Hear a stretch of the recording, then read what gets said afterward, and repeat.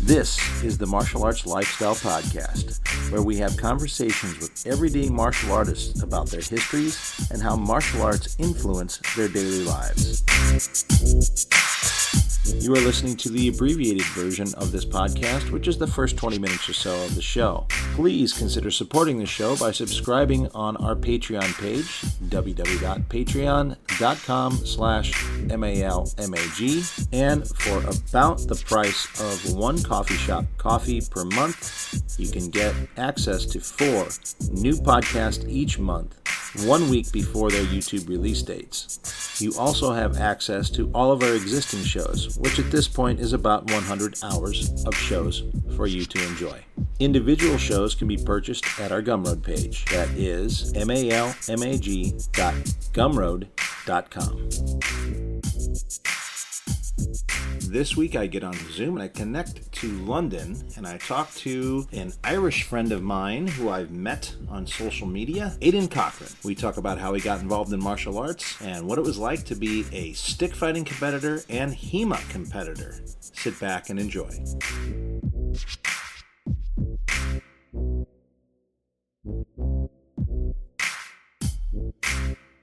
Welcome to the Martial Arts Lifestyle Podcast, and today I am connecting over to Great Britain again because it's a nation full of a lot of really interesting martial artists and a lot of interesting people that I've met either in person or, in this case, someone that I've chatted with on social media and that I found some very interesting conversations with and found to be an interesting person. And he has agreed to come on and tell us a little bit about himself. I'd like you to meet Aiodhan Cochrane, who is from Ireland, but he lives in London currently. Is that correct? That's spot on, yes. All right. Very good. Well, Aiodhan, welcome to the show. And I've been kind of looking forward to this conversation because we've had some very nice exchanges on some of the social media groups, which is usually a place where nice exchanges don't necessarily happen. That's true, yeah.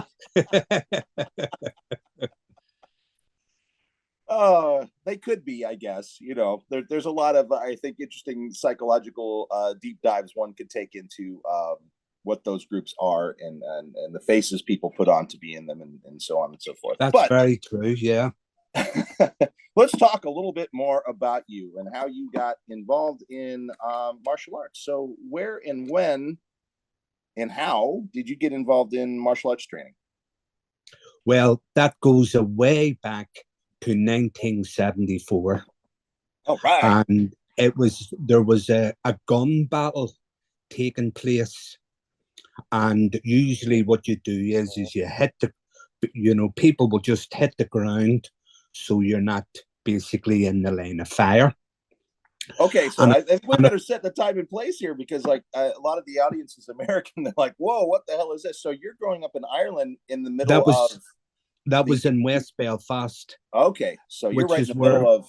Right in the middle of it. And so I would have been about 12 at the time.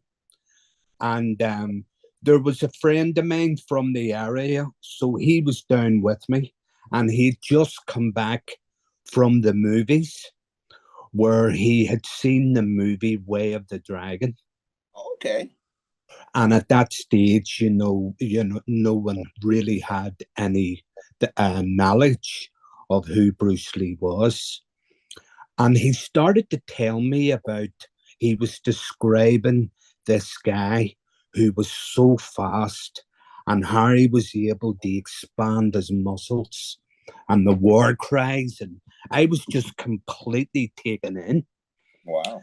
And from then, I actually then became an avid follower, an avid fan that would grab any books or magazines as I possibly could. And I think there was only 1 or 2 cinemas actually in business because a lot of them were actually blown up. Oh. But also being so young, I could never really get to see the movies, not until later on. Mm. And that was the root of my interest. Posters everywhere, books and everywhere. And see, to be honest, it was a great diversion to have something to actually focus on, Yeah. because obviously, things were quite bad in them days. So when I look back, I see it as a positive instrument um, for my survival. Wow. And due to the craze then that actually kicked in, you had your karate schools and so on. You had your judo. I started judo in school. And then there was a kung fu school that was down in a place called Beachmount. And I began training there. And that was my first actual introduction to training in Chinese martial arts.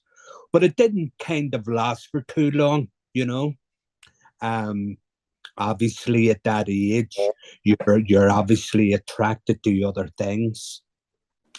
And but I would go back now and again, and then it wasn't until probably about 1979 where there was a Bruce Lee convention Oh, advertised in London. So I went to town to get the money, doing odd jobs here and there, saved every dime, and I managed to go over. And it was the first time I believed that Dan Inosanto, he was the top guest, and he was over with Jeff Amata, oh, wow. and they actually did the game of death fight with weapons on stage, Wow. and it completely blew my mind. So did they have, And was Jeff playing the Bruce Lee part then? I think what they were basically doing is, if I can remember, they were doing some exchanges. They had the music in the background, Oh, and I think both of them may have been using nunchuckers. And then Dan gave a workshop on stage, oh, wow. with a screamer and also Jeet Kune Do.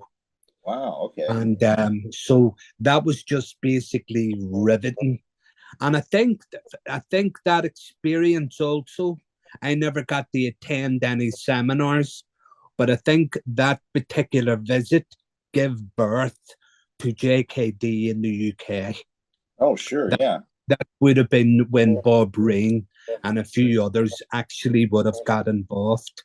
So, and what was interesting was that on the way over, I was I was actually held by the CID, and under the Prevention of Terrorism Act, Oh, so and they what's locked. CID stand for there? I know from the American military standpoint, it's called Criminal Investigation Division in the U.S. military, but what's it mean over there? It's more or less the same.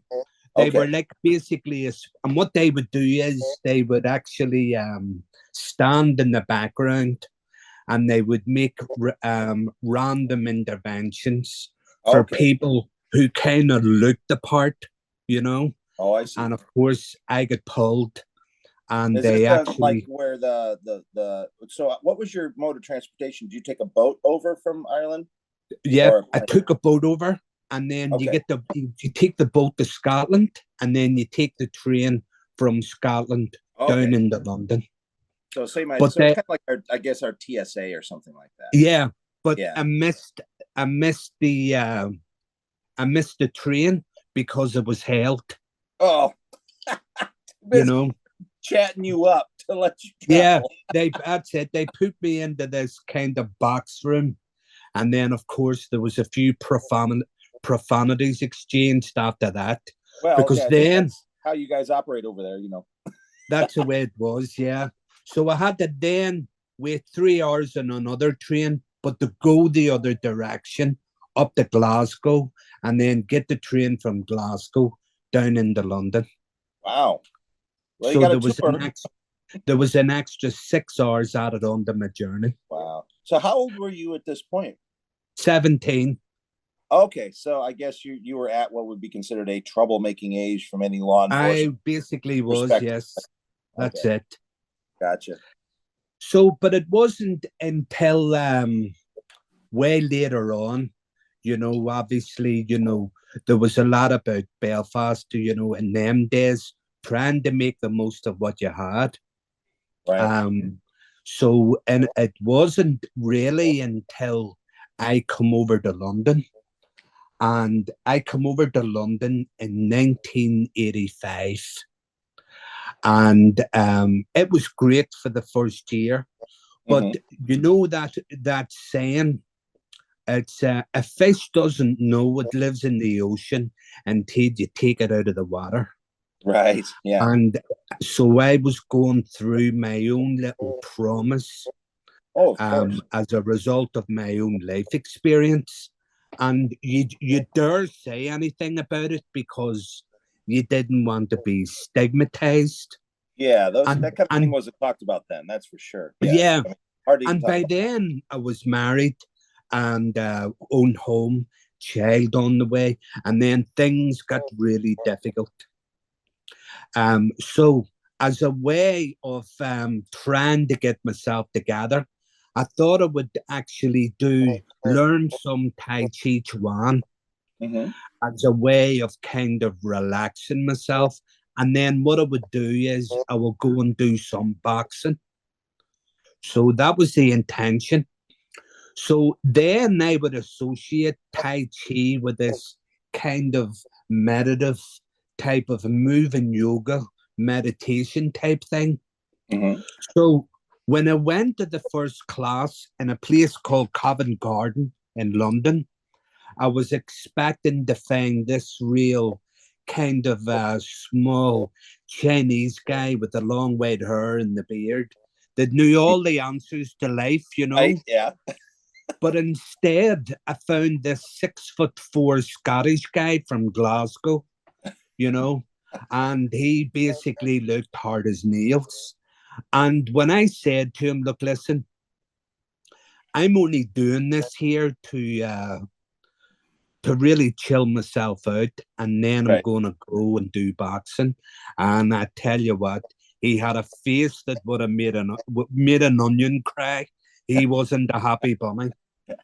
So little did I know, right? Little did I know that this guy who's from Glasgow himself, he spent several years. How long would he have spent? I think a good 15 years maybe in Hong Kong as a police inspector.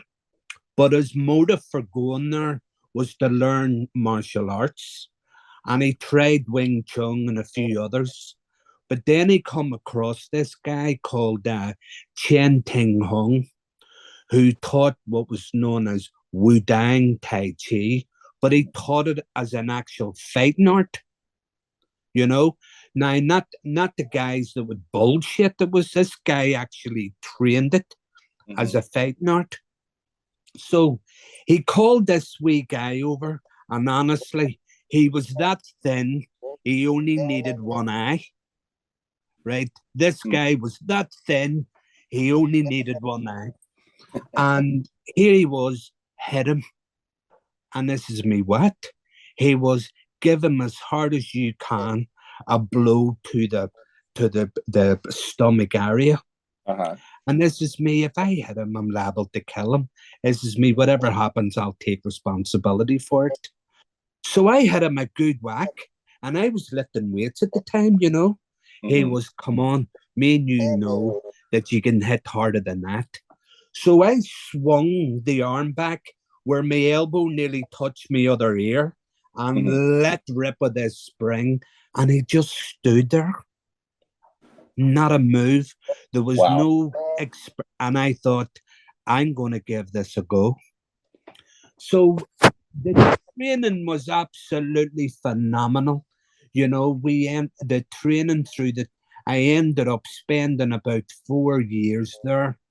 And inside that 4 years, I did various like sensitivity, push and hand drill tournaments. But it wasn't like the moving step that you would probably see in the States. This was, you were on a platform off the ground, Okay. and you could wrestle and sweep and throw in this small area to get the guy out. Mm-hmm. And it attracted a lot of people from different, styles like Wing Chun and things like that. And I won the British Open Wow. championship 6 weeks after I started training, which then qualified me to go to Hong Kong. Oh, cool. So went to Hong Kong, and then while we were there, we went over to China, and then we went to Florida. I don't know if you remember a guy called Jeff Bolt. Jeff Bolt. It kind of sounds familiar from the 80s. Yeah, Jeff Bolt was he was the guy who would run the tournaments. He would have people like Hawkins Chung there. Okay. What do you call him? There was a Charlie Foot guy and various other popular names. And that praying mantis fella, I think a lot of them have passed on there. Mm-hmm. So we would participate in that. That was like a North American Chinese martial arts tournament. And Taiwan, we went to Taiwan and did some stuff there, and that was great. And then after a while, I then just basically backed off because I was a bit of a drinker in them days, Mm. But it was a phenomenal experience. Do you want me to keep going? Yeah, please do. Yep.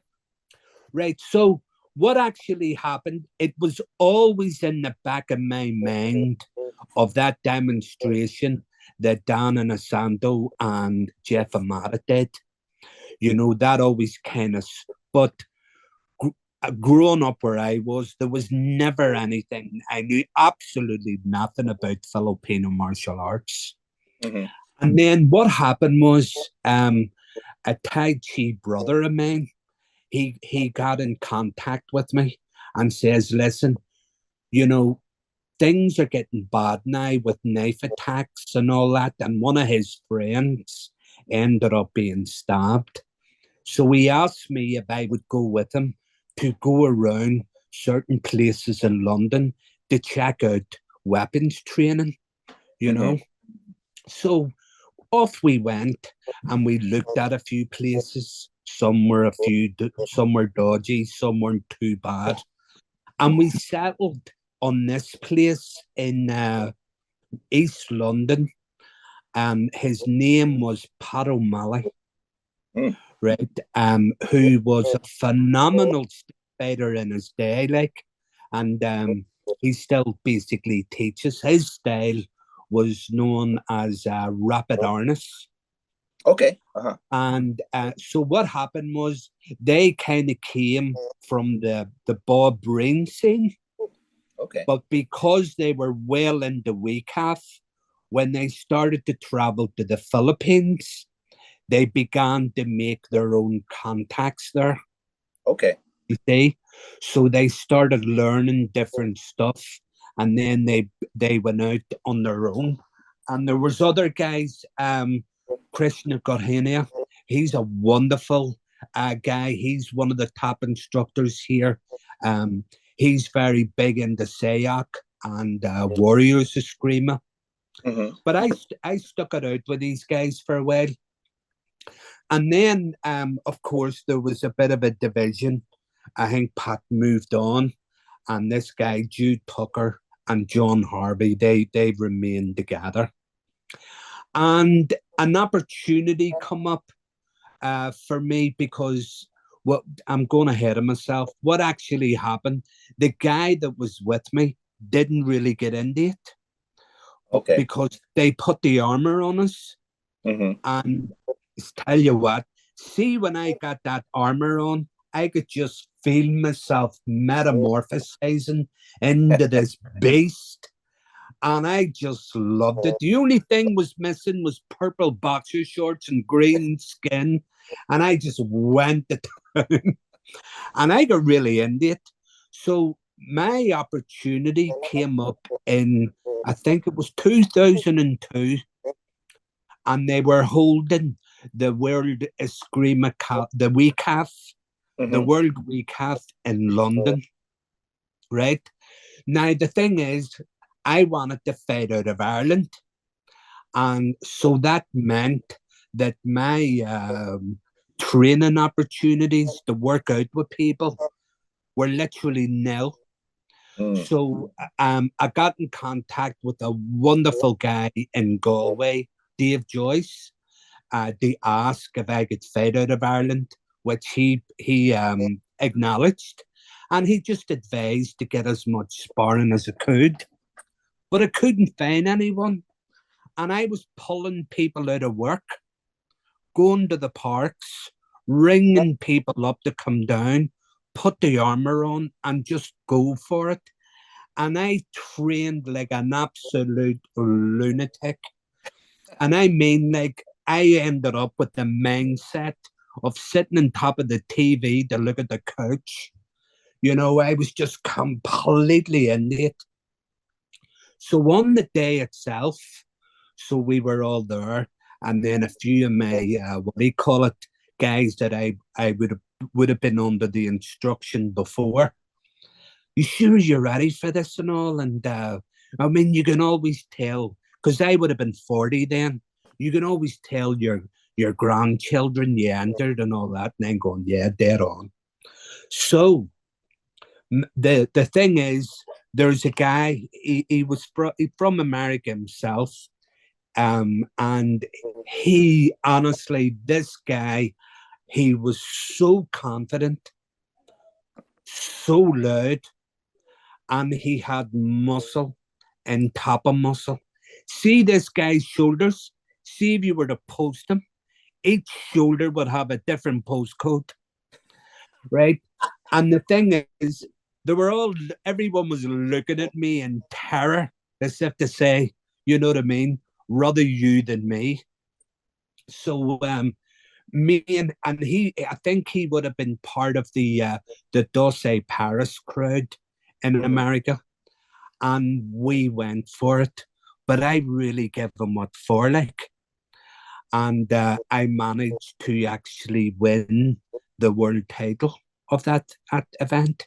You know, so that was a wee bit of a nice buzz, and then. There was a guy, Tony Diego students, Shamim Hack, and he was very kind to help me with my corner work. So I ended up learning under him Cali Silistrissimo.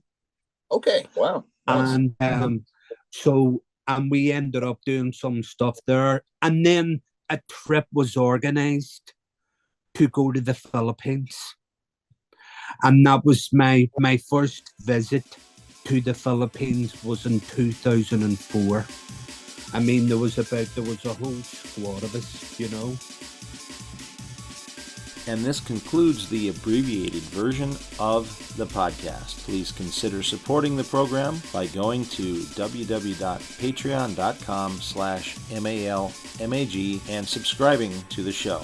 You can also purchase this individual episode or any individual episode at our Gumroad page. That's malmag.gumroad.com. Thank you for listening to this episode with Aiodhan Cochrane. Coming up next week, I talk to a member of an iconic Eskrima family and a good friend of mine, Jason and I. Our Malmag online store at martialartslifestylemagazine.com has a full selection of Timmy B's brand sticks for FMA and Krabiker Bong. Timmy B's brand now selling in Japan as well. Beautiful Timmy B's brand shirts and Dos Manos shirts are available with new t-shirt designs and more products coming soon. An online course in the Dos Manos method for FMA is available under the Courses tab. More courses coming soon. Check out the Places to Train tab to find schools near you, and click on the Events Calendar page to see what seminars and events are happening all around the world. And of course, visit our main page for articles on the martial arts. Music by Jack Al Relic. Martial Arts Lifestyle Magazine and the Martial Arts Lifestyle Podcast are trademarked and copyrighted by TNT LLC.